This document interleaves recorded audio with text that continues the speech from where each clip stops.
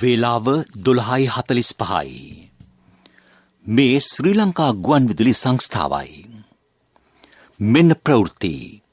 සංස්කරණය ඉනෝකා බ්‍රෝහිය, ප්‍රකාශය ටීඩී.කේ ජයන්ත. දුම්රිය ස්ථානාධිපතිවරුන්ගේ සංගමේ ඉල්ලීම්වලට කඩිනමින් සාධාරණ විසඳුම්. නෞකාවේ ඇති ගෑස් ගොඩබැම අත්හිටුවන ලෙසට ලිට්‍රෝ සමාගමට දැනුම් දීමක්. දරුවන් පිළිබඳ කරුණු ප්‍රචාරයේදී ආචාර ධර්ම පද්ධතියක අවශ්‍යතාව ජනමාධ්‍ය ඇමති අවධාරණය කරයි. ඔමික්‍රොන් ප්‍රභේදය වළක්වා ගැනීම සඳහා රජයෙන් උපරිම ක්‍රියාමාර්ග. ශ්‍රී ලංකාවේ ගැටලුව විසඳීම සඳහා විදේශ මැදිහත්වීමක් ඉල්ලා සිටීම භයානක බව දෙමළ එක්සත් විමුක්ති පෙරමුණේ නායකයා පෙන්වා දෙයි. ප්‍රියන්ත කුමාර මහතාගේ ඝාතනය සම්බන්ධයෙන් සාකච්ඡා කිරීමට පාකිස්තාන සෙනට් සභාව සහ ජාතික සභාව කැඳවීමේ තීරණයක්. යුනෙස්කෝ සංවිධානයේ මෙරට දුම්බර රටා සංස්කෘතික උරුමයක් ලෙස ප්‍රකාශයට පත් කරයි. බ්‍රිතාන්‍ය සිය බූස්ටර්නත් වැඩසටහන වේගවත් කරයි. පාසල් දරුවන්ට යලි ක්‍රීඩාව නිරතවීම සඳහා පහසුකම්. දුම්රිය ස්ථානාධිපතිවරුන්ගේ සංගම ඉදිරිපත් කළ ඉල්ලීම් සලකා බලා ඊට සාධාරණ විසඳුම් කඩිනමින් ලබා දෙන බව ප්‍රවාහන රාජ්‍ය අමාත්‍ය දිලුම් අමුණුගම් මහතා පවසයි. ඇමති පවිත්‍රා වන්‍යාරච්චි මහත්මිය සමගද මේ සම්බන්ධයෙන් සාකච්ඡා කෙරේ. අනතුරුව සියලුම අංශ ප්‍රධානීන් සමගද සාකච්ඡා කර ගැටලුවට විසඳුම් ලබා දෙන බව ඔහු සඳහන් කළේය. එතුමන්ලා අසාධාරණ කොන්දේසි ඉදිරිපත් කරන්නේ නැහැ. ඒක මම කියන්න ඕනේ. එතුමන්ලාට අවශ්‍ය වෙලා තිබුණේ නිලධාරීන්ගේ අවධානයට යොමු කරුවත් තවම අපේ අවධානයට යොමු නොවිච්ච ප්‍රශ්න අපේ අවධානයට යොමු කරන්නේ. ඒ නිසා තමයි ඇමතුමියගේ උපදේශ අනුව මම ඇදිහත් උනේ. ඇමතුමියට මේ සියලුම කරුණු පිළිබඳව මම වාර්තාවක් ඉදිරිපත් කරනවා. ඒ අනුව කඩිනමින් අපි මේ ප්‍රශ්න විසඳනවා. නැවතත් මම කියන්නේ ප්‍රශ්න වලින් භාගයක් මගින්ගේ ප්‍රශ්න. එතකොට මගින්ගේ ප්‍රශ්න විසඳන්න එතුමන්ලා මගින් අපහසුතාවයට පත් කරයි කියලා මම විශ්වාස කරනවා. තම වෘත්තීය ඉල්ලීම්වලට විසඳුම් ලබා දෙනු ඇතැයි යන අපේක්ෂාවෙන් ඉදිරියේදී ක්‍රියාත්මක කිරීමට නියමිත වැඩ වර්ජනය නතර කිරීමට හැකිවනු ඇතැයි දුම්රිය ස්ථානාධිපතිවරුන්ගේ සංගමේ සභාපති සුමේද සෝමරත්න මහතා පවසයි. දුම්රිය මගින්ගේ ආරක්ෂාව හා පහසුව තකා මෙම ඉල්ලීම ක්‍රියාත්මක කරනු ඇතැයි තම විශ්වාසය බව ඔහු සඳහන් කළේය. අපේ වැටුප් කප්පාදු කිරීම ඇතුළු ගැටලු සහගත තත්ත්වවලට ක්ෂණික විසඳුම් මේ මොහොතේ ලබා දෙන්න කටයුතු කරා. උසස් වීම පිළිබඳ තියෙන එකත් කඩිනමින් කටයුතු කරලා අදාළ දෙපාර්තමේන්තුවේ සීතල කාමරවල ඉඳගෙන ප්‍රශ්න මගහරින නිලධාරීන් සියලු දෙනා ගෙනල්ලා ඒ අවශ්‍ය සාකච්ඡාවට පවත්වලා අවශ්‍ය නියම උපදෙස් ලබා දීලා ඒවා निराකරණය කරන වගකීම එතුමා බාර ගන්න බව ප්‍රකාශ කරපු නිසා අපි තවදුරටත් බලාගෙන ඉන්නවා. අපි හිතනවා ප්‍රාර්ථනා කරනවා මගින් අපහසුතාවයට පත් කරලා දෙසැම්බර් 26 වෙනිදා රාත්‍රී 12ට යන දැවැන්ත වැඩවර්ජනය අත්හිටුවන්න පුළුවන් වෙයි කියන විශ්වාසයත් එක්ක අපි කටයුතු කරනවා. දුම්රිය සේවය අඩපණ නොවී පවත්වාගෙන යාමට සියලු අංශ සමග සාකච්ඡා පැවැත්වෙන බව දුම්රිය සාමාන්‍ය අධිකාරී ධම්මික ජයසුන්දර මහතා ජාතික ගුවන්විදුලියට පැවසීය. ගැටලු සොයා බලා ඊට දුම්රිය දෙපාර්තමේන්තු මට්ටමින් විසඳුම් දීමට අපේක්ෂා කරන බව ඔහු කීවේය. ඇත්තටම බලාපොරොත්තු වෙනවා දුම්රිය සේවය අඩපණ නොවි කඩාකප්පල් නොවි පවත්වා යාම සඳහා සියලු අංශ සමග සාකච්ඡා කරලා සේවය පවත්වා ගන්නත් ඒ වගේම යම් ගැටලුකාරී තත්ත්වයක් තියෙනවා නම් අපි දැනුම් දීලා තියෙන දේවල් ගැන සාකච්ඡා කරලා දුම්රිය දෙපාර්තමේන්තු මට්ටමේ දෙන්න පුළුවන් විසඳුම් ලබා දෙන්න. මොකද කියන බොහෝම ගැටලු ඉදිරිපත් කරනවා අපිට දුම්රිය දෙපාර්තමේන්තු මට්ටමේ විසඳන්න බෑ. ඉහළ ආයතන වල සාකච්ඡා කරන්න අපි සමහර නිර්දේශ කෙරුවොත් අනුමැතිය ලැබෙන්නේ නැත්නම් නැවත අපිට ක්‍රියාමාර්ග වලට යන්න සිද්ධ වෙනවා. ඒ නිසා මම ඉල්ලා සිටින්නේ දෙසැම්බර් කාලේ දුම්රිය සඳහා මගින් පැමිණෙනකොට අතරමන් නොකර දුම්රිය සේවය කඩාකප්පල් නොකර සාකච්ඡා කරලා මේක ඉදිරියට පවත්වාගෙන යන්න තමයි ඉල්ලා සිටින්නේ. ලිට්‍රෝ ගෑස් සමාගම ආනයනය කළ නෞකාවේ ඇති ගෑස් මෙට්‍රික් ටන් 3700ක ප්‍රමාණය ගොඩබැම අත්හිටුවන ලෙස එම සමාගමට දැනුම් දුන් බව පාරිභෝගික කටයුතු පිළිබඳ අධිකාරිය සඳහන් කරයි. එතිල් කැප්ටන් නැමැති රසායනික ද්‍රව්‍ය නියමිත ප්‍රමිතියට නොමැතිවීමෙන් ඒවා ගොඩබැම අත්හිටුවීමට ඒකාබද්ධ විශේෂ තාක්ෂණික කමිටුව තීරණය කර තිබේ. සෑම රටකම සමාජය මෙහෙවන තීරණාත්මක බලවේගයේ මාධ්‍ය බව ජනමාධ්‍ය අමාත්‍ය ඩලස් අරහපෙරුම් මහතා පවසයි. එබැවින් මාධ්‍ය සහ සමාජය දෙකක් නොව එකක් ලෙස තමා සලකන බව ඔහු ප්‍රකාශ කරයි. ශ්‍රී ලංකේ සමාජය තුළ දරුවාට තීන්දුව తీරන ගැනීමේ අයිතියක් නැත.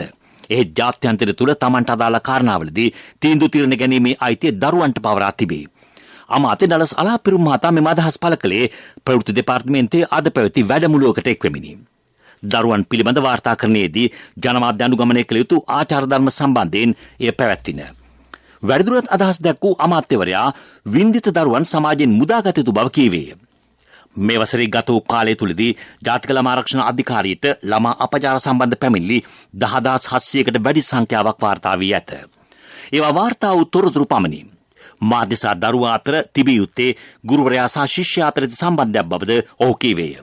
දරුවන් පිළිබඳ කරුණු ප්‍රචාරයේදී ආචාර ධර්ම පද්ධතියක් නිර්මාණය කර ගැනීමේ අවශ්‍යතාව ඇමතිවරයා පෙන්වා දුන්නේය. ශ්‍රී ලාංකීය සමාජය ඇතුලේ දරුවට තීන්දුව ගැනීමේ හැකියාවක් අයිතියක් ඉඩක් නැහැ. ලෝකේ දියුණු රටක නම් එක්සත් ජාතීන්ගේ ළමා අයිතිවාසිකම් ප්‍රඥප්තිය ඇතුලේ Tamanට අදාළ කාර්යාවලදී තීන්දුව තීරණ ගැනීමේ අයිතිය දරුවට දීලා තියෙනවා. දරුවා එකට යොමු කරනවා. අපේ රටක සමාජය කියලා කියන එකෙන් අපි දරුවා වෙන් කරගන්න ඕනේ. ඇයි? තීන්දුව තීරණ ගැනීමේ අවකාශයේ ඉඩ දරුවට නැති නිසා. එසා වැඩිහිටි සමාජය සහ මාධ්‍ය කියන්නේ එකක්. හැබැයි තීන්දුව ගැනීමට බැරි අපේ සමාජයේ දරුවාගේ වයස අන්තර්ජාතික නිර්වචනය තුල ඉඳගෙන හෝ නැතුව තමයි මේ තීන්දුව තුල වින්දිතයන් බවට පත් වෙලා තියෙන්නේ. මේ වැඩමුළුවේ අරමුණ වින්දිතයන් වූ දරුවන් සමාජයෙන් මුදවා ගැනීම. මෙම අවස්ථාවට එක්ක රාජ්‍ය අමාත්‍ය පියල් නිශාන්ත මහතා සඳහන් කළේ රටේ අනාගතය වන දරුවන්ට දශක කිහිපයක් පුරා සිදුවන සිදුවීම් ඉතා ඛේදනීය බවයි. මේ වන විට රට තුළ සැලකිය යුතු විද්දරුවෝ සංඛ්‍යාවක් සිටිති. දරුවන් රැකගැනීමේ ක්‍රියාවලියට සියලු දෙනා එක්විය යුතු බවද ඔහු සඳහන් කළේය. ශ්‍රී ලංකාවේ ගැටලු විසඳීම සඳහා විදේශ මැදිහත්වීමක් ඉල්ලා සිටීම භයානක බව දෙමළ එක්සත් විමුක්ති පෙරමුණේ නායක වී ආනන්ද සංග්‍රී මහතා පවසයි. නිවේදනයක් නිකුත් කරමින් ඔහු පෙන්වා දෙන්නේ අදාළ පාර්ශව හැර සුළු පිරිසක් ගනු ලැබූ තීරණ ඒකමතික තීරණ ලෙස ප්‍රකාශ කිරීම දෙමළ මාධ්‍ය විසින් නතර කළ යුතු ඇති බවයි. ශ්‍රී ලංකා රජයට බලපෑම් කරන ලෙසත් විදේශ රටවලින් ඉල්ලා සිටීම අනුවන ක්‍රියාවක් බවද ඔහු කීවේය. එවැනි ක්‍රියාමාර්ග ප්‍රාදේශීය දේශපාලඥයන් සහ බහුතර ප්‍රජාවගේ කෝපයට හේතු වනු ඇත. රටවල් දෙකක් අතර පවතින යහපත් සම්බන්ධතා සඳහා මෙවැනි ක්‍රියාමාර්ග බරපතල ලෙස බලපානු ඇතැයි ඔහු පෙන්වා දෙයි. ෆෙඩරල් වාදයේ රටේ ප්‍රශ්නයට විසඳුමක් ලෙස කිසිවිටකත් නොපිළිගන්නා බව අදාළ සෑම පාර්ශ්වයක් මිතා පැහැදිලිව ප්‍රකාශ කර ඇතැයි ආනන්ද සංග්‍රී මහතා සඳහන් කරයි. මේ ප්‍රවෘත්ති ශ්‍රී ලංකා ගුවන්විදුලි සංස්ථාවෙන්.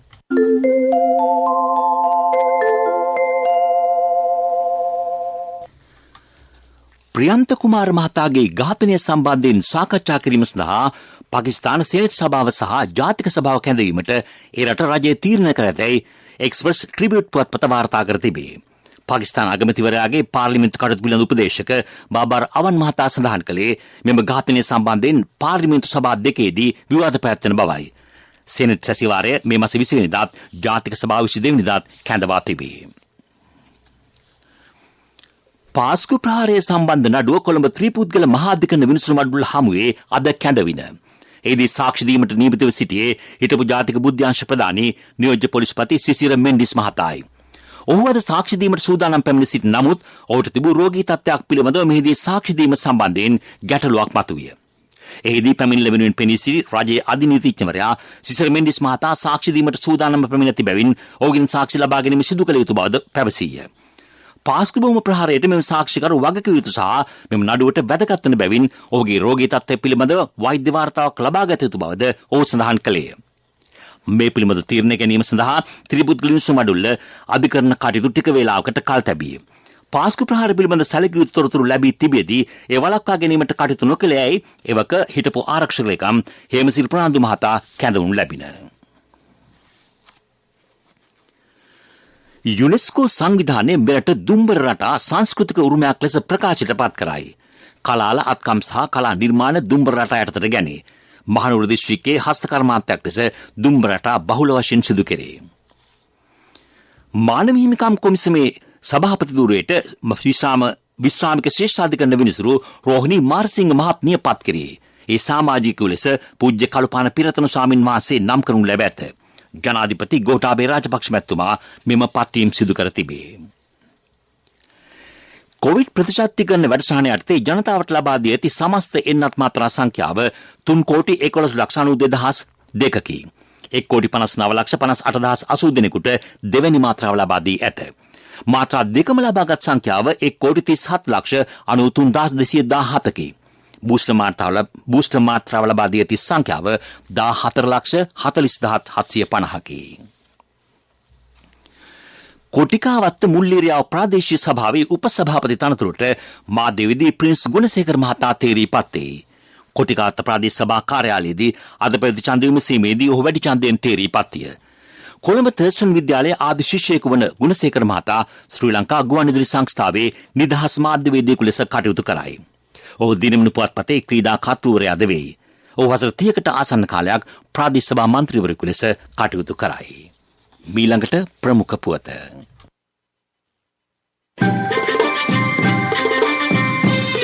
ප්‍රමුඛ පුවත ඔබ වෙත ගෙනෙන්නේ සෑම ගෙදරකම සිටිය යුතු වෙද මහත්මයා සිද්ධාලේප. ඔමික්‍රෝන් ප්‍රභේදය වළක්වා ගැනීම සඳහා උපරිම ක්‍රියාමාර්ග ගෙන ඇතැයි සෞඛ්‍ය අමාත්‍යාංශයේ නියෝජ්‍ය අධ්‍යක්ෂණාල් විශේෂඥ වෛද්‍ය හේමන්ත හේරත් මහතා පවසයි. සෞඛ්‍ය මාර්ගෝපදේශ අනුව ජනතාව කටයුතු කළ යුතුය. තුනනන්නත් මාත්‍රාව ලබා ගැනීම වැදගත් වෙයි. එමගින් සංකෘතාවෙන් මරණ සංඛ්‍යාවද අවම කරගත හැකිය. එමෙන්නත ලබාගත් අයට බරපතල ප්‍රශ්න ඇති නොවේ. පාසල් දරුවන්ට මෙන් බූස්ට් එන්නත් මාත්‍රාව ලබා දීම පිළිබඳව ඉදිරියේ දෙමාපියන් දැනුවත් කිරීමට නියමිත බවද හෙතෙම කියයි. ප්‍රමුඛතම පුවත ඔබ වෙත ගෙන ආවේ සිද්ධාලේප ලක්වියාව. ශක්ති හඬ අවධානය පිණිසයි. විදේශ රටක සිට මෙරටට මුදල් යොමු කිරීමේදී හෝ මෙරට සිට විදේශ රටකට මුදල් යැවීමේදී විධිමත් නොවන විකල්ප මුදල් හුවමාරු ක්‍රම භාවිත කිරීමෙන් ඔබ නොදැනුවත්වම මුදල් විශුද්ධිකරණ හෝ ත්‍රස්තවාදයට මුදල් සැපීමේ ජාලයක කොටස්කරුවෙකු විය හැකිය. සෑම විටම බැංකුව ඇතුළු විධිමත් මුදල් හුවමාරු ක්‍රමයේද භාවිත කරන ලෙස ශ්‍රී ලංකා මහ බැංකුව ගනුදෙනුකරුවන්ගෙන් ඉල්ලීමක් කරයි. ලෝක ප්‍රවෘත්ති අනුග්‍රහය CIB ජනජයවාසනා සමගින් නවතන සහ නව අවුරුදු සේල ඇරඹුණා. දෙසැම්බර් මාසය පුරා ඔබේ විල්පත්‍ර වටිනා තෑගි තෙල් ගෝල්තරපත් සහ බැංකු කාඩ්පත් සඳහා 20% දක්වා වටම්. අදම CIB එන්න. බ්‍රිතාන්‍යයේ සිය බූස්ට් එන්නත් වැඩසටහන වේගවත් කරයි. ඉකුත් සඳහා වික්ටෝරියා ප්‍රාන්තයෙන් එරට පළමු මයික්‍රොන් ආසාදිත මරණය වාර්තා විය. ඔමික්‍රොන් ප්‍රභේදය මේ වන විට බ්‍රිතාන්‍ය පුරා සීඝ්‍රයෙන් ව්‍යාප්ත වෙමින් පවතී. බ්‍රිතාන්‍ය සෞඛ්‍ය ලේකම් සජිද් ජාවිද් මහතා සඳහන් කළේ ලන්ඩනයේ ආසාදයන්ගෙන් 44% පමණ ඔමික්‍රොන් ප්‍රභේදය ආසාදන පුද්ගලයන් ලෙස හඳුනාගෙන ඇති බවයි. ඔහු පෙන්වා දෙන්නේ ඩෙල්ටා ප්‍රභේදයට වඩා ඔමික්‍රොන් ව්‍යාප්ත වීම වේගවත් බවයි. ලබන මාස අවසන් වීමට පෙර එරට සුදුසුකම් ලැබූ සියලුම වැඩිහිටියන්ට බූස්ට් එන්නත ලබා දීමට අගමැති බොරිස් ජොන්සන් මහතාද ඉලක්කයක් ලබා දී තිබේ. කොවිඩ් වැළඳීමෙන් මේ දක්වා ඇමරිකාවේ පුද්ගලයන් 8 ලක්ෂයකට වැඩි පිරිසක් මිය ගොස් තිබේ. ඉකුත් සඳහා වන විට රටින් වාර්තා වන සමස්ත ආසාදයන්ගේ සංඛ්‍යාව මිලියන 50 ඉක්මවා ඇත. එන්නත් ලබා නොගත් සහ වැඩිහිටියන් වැඩි පිරිසක් කොවිඩ් හේතුවෙන් මිය ගොස් ඇතැයි එරට සෞඛ්‍ය අංශ සඳහන් කරයි. 2020 වසරට සාපේක්ෂව මේ වසරේදී ඇමරිකාවේ මියගේ සංඛ්‍යාව ඉහළ ගොස් තිබේ. ඇමරිකාවේ මධ්‍යම බටහිර සහ දකුණු ප්‍රදේශවලට බලපෑ ටොනාඩෝ සුළි කුණාටුවකින් නිවාස ආදේපල රැසකට හානි සිදු වී තිබේ. එම සුළි කුණාටුවෙන් පුද්ගලයන් 8 දෙනෙකු පමණ මිය ගොස් තිබේ. තවත් 120කට අධික පිරිසකට සිදුවේ කුමක්ද යන්න මෙතෙක් වාර්තා වී නැත. සිකුරාදා සිට රට ප්‍රාන්ත 6ක් ඔස්සේ මෙම ටොනාඩෝ කුණාටුව හාමා ගොස් ඇත. පවුල් දහසකගේ පමණ නිවාස බිමට සමතලා වී ඇත. නිවාස සහ ව්‍යාපාර දසදහස් ගණනකට යටතේ විදුලිය, ජලය සහ ගෑස් නොමැති බවද විදේශ මාධ්‍ය වාර්තා සඳහන් කරයි. ලෝක ප්‍රවෘත්ති අනුග්‍රහය CIB ජනජයවාසනා සමගින් නවතන සහ නව අවුරුදු සේල ඇරඹුණා. දෙසැම්බර් මාසය පුරා ඔබේ විල්පත්‍ර වටිනා තෑගි තෙල් ගෝල්තරපත් සහ බැංකු කාඩ්පත් සඳහා 20% දක්වා වටම්. අදම CIB එන්න. පෙරසර සංවර්ධනයක පුවත් සම්පින්ඩනය සංවර්ධන පුවත්. පොල් ගසෙන් වැඩගමු රටදයත් දිනවමු. සහය සඳහා අමතන්න 1928 WhatsApp 070 400 1928 දේශීය පොල් කර්මාන්තයේ නවෝදය ආරම්භමු. කටුනායක බණ්ඩාරනායක ජාත්‍යන්තර ගුවන්තොටුපොළ හා ඒ අවට මාර්ග තත්බදය අවම කිරීම සඳහා අදියර දෙකක් යටතේ රථවාහන සැලැස්මක් ක්‍රියාත්මක කරන බව ඇමති ප්‍රසන්න රණතුංග මහතා පවසයි. පළමු අදියර යටතේ ඇවරිවත්ත හන්දියේ සිට ආයෝජන මණ්ඩලයේ දක්වා ප්‍රවේශයේ මීටර් 600ක දිගමන්තීරු 4ක ද්විත්ව මාර්ගයක් ඉදිකරේ. ඒ ඉදිකිරීම මේ වනට අවසන් කර ඇත. ඊට සමගාමීව ඇවරිවත්ත මන්සන්දිය සංවර්ධනය කිරීමට නියමිතයි. දෙවන අදියර යටතේ ආයෝජන මණ්ඩල පිවිසුමේ සිට මිනුවන්ගොඩ දෙසට මීටර් 1050ක දුරකින් සමන්විත මන්තිරු 4කින් යුත් ද්විත්ව මාර්ගයක් ඉදිකරේ. සමස්ත ව්‍යාපෘතියට වැය කරන මුදල රුපියල් මිලියන 600කි. පෙරසර සංවර්ධනයක පුවත් සම්පින්ඩනය සංවර්ධන පුවත් පොල් හා බැඳුණු පෝෂණ ගුණය බ්ලෙන්ඩ් කිරීමේදී තවත් එක වැදගත්කමක් තියෙනවා. පොල් වල සෑහෙන ප්‍රමාණයක් අපිට කෙඳි ප්‍රමාණයක් තියෙනවා. අපි දන්නවා අපිට දවසකට කෙඳි ග්‍රෑම් 25ක් විතරවත් ආහාරයට ගන්න ඕනේ. නැත්නම් අපේ මලබද්ධය නවත්ත ගන්න බෑ. අපේ ශරීරයේ විශේෂයෙන්ම මහ බඩවැලේ තියෙන පිළිකා වළක්ව ගන්න මේවට අපිට තන්තු අවශ්‍යයි. අතින් මිරිකලා විස කරනකොට තන්තු ප්‍රමාණය ගොඩක් කලකට එළියට යනවා. ඒ කොළඹ වෛද්‍ය පරීක්ෂණ ආයතනයේ පෝෂණ විශේෂඥ වෛද්‍ය රේණුකා ජයතිස්ස මහත්මිය සහාය සඳහා අමතන්න 1928 WhatsApp 070 400 1928 ක්‍රීඩා පුවත් පාසල් දරුවන්ට යළි ක්‍රීඩාවට නිරත වීමට අවශ්‍ය පහසුකම් සලසා දී ඇතැයි අමාත්‍ය නාමල් රාජපක්ෂ මහතා පවසයි. පාසල් දරුවන්ට කොවිඩ් එනත ලබා දීමට රජය පියවරගෙන ඇත. මේ අනුව සෞඛ්‍ය මාර්ගෝපදේශවලට අනුකූලව සියලුම ක්‍රීඩා ආරම්භ කිරීමට අවස්ථාව ලබා දී තිබේ. ඇමතිවරයා මේ බව පැවසුවේ ඩයලොග් පාසල් සත් සමාජික රග්බි තරගාවලියේ මාධ්‍ය හමුවකට අද පෙරවරුවේ එක් වූ අවස්ථාවේදී ක්‍රීඩා මාත්‍යංශ ශ්‍රවණාගාරයේදී එය පැවැත්වින. අද අනුග්‍රාහක චෙක්පත බාර දීම ඩයලොග් ආයතනයේ සමූහ අලෙවි ප්‍රධානී අමාලිනා නායකාර මහත්මියගේ ප්‍රධානත්වයෙන් සිදුවිය. මේ අවස්ථාවට ආයතනයේ විලඳ හසන් නාම ජ්‍යෙෂ්ඨ කළමනාකාරී හර්ෂ සමරනායක මහතා අද සහභාගී විය.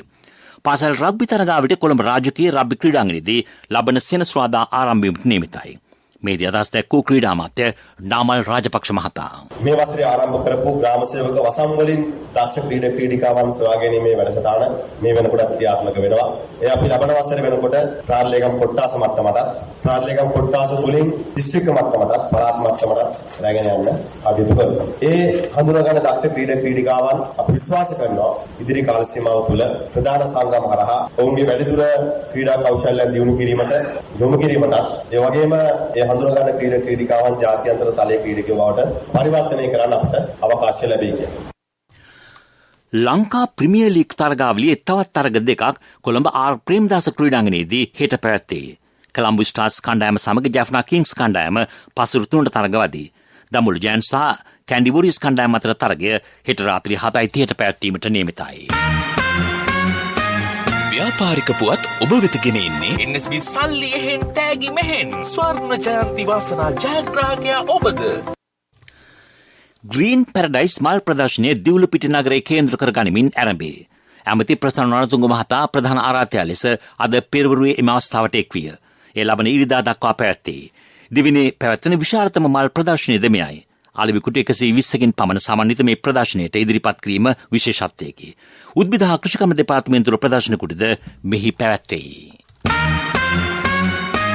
ව්‍යාපාරික පුවත් ඔබ වෙත ගෙනාවේ NSB සල්ලි එහෙන් තෑගි මෙහෙන් ස්වර්ණ ජයන්ති වාසනා ජයග්‍රාහකයා ඔබද. NSB ස්වර්ණ ජයන්තිය වෙනුවෙන් සුපිරි ජයග්‍රාහකයාට රන් පවුන් 50ක්, දෙවැනි ජයග්‍රාහකින් 10 දෙනාට ස්කූටර්, දෙවැනි ජයග්‍රාහකින් 10 දෙනාට iPhone, සිව්වැනි ජයග්‍රාහකින් 29 දෙනාට මවුන්ටන් බයික්. 2021 ඔක්තෝබර් 1 වෙනිදා සිට 2022 සැප්තැම්බර් 30 දක්වා NSB Youth Trust හා අවමය මාසිකව ඇමරිකානු ඩොලර් 100ක් හෝ ඊට සමාන ඕනෑම විදේශ මුදලක් මාස 6ක් නොකඩවා එවන්න. ආර්ථික පුවත් ආවරණය ඔබේ ඕනම අවශ්‍යතාවයකට සුදුසු මූල්‍ය විසඳුම් දෙන එන අය දියුණු වෙන අය එන LOLC සමූහය එන්න දියුණු වෙන්න. අපනයනය අරමුණු කර ගනිමින් දීවර නිෂ්පාදන ශේත්‍රයේ සංවර්ධනය කරන බව අමාත්‍ය ඩග්ලස් දේවානන්ද මහතා පවසයි. ඔහු මේ බව සඳහන් කළේ ඇමරිකානු තානාපති කාර්යාලයේ නියෝජ්‍ය ප්‍රධානී මාටින් කේ කෙලි මහතා දිවර අමාත්‍යාංශයේදී ඊයේ හමු අවස්ථාවේදී කොරෝනා හේතුවෙන් ලෝක ආර්ථික අවපාතය හමුවේ ශ්‍රී ලංකා මුහුණ දී ඇති ආර්ථික ගැටලුව අමාත්‍යවරයා එහිදී පැහැදිලි කළේ. මුහුදු කූඩැලන් තුළු ජල ජීවි වගා ප්‍රවර්ධනය කිරීමට ව්‍යාපෘති රැසක් දිවර අමාත්‍යාංශ මගින් සකස් කර ඇතැයිද අමාත්‍යවරයා පෙන්වා දුන්නේය. ආර්ථික පුවත් ආවරණය අයියෝ ආද අප්පා මේ යන්නේ නෑනේ මේ ඔය වසන්තයි යන්නේ හා ඇයි මල්ලි මොකද හදිස්සිය නෑ ඉතින් සල්ලි තමයි හදිස්සිය ඇත්තද හැබැයි සල්ලි හදිස්සි උනාට මල්ලි හදිස්සි වෙන්න එපා ඕනම LOLC ෆයිනෑන්ස් ශාඛාවක ත්‍රිවිලර් එකේ පොත තියලා එවලේම සල්ලි ගන්න LOLC ෆයිනෑන්ස් වීල් පොතට කෑෂ් වීල් පොතට ඉවිලෙම කෑෂ් අතට.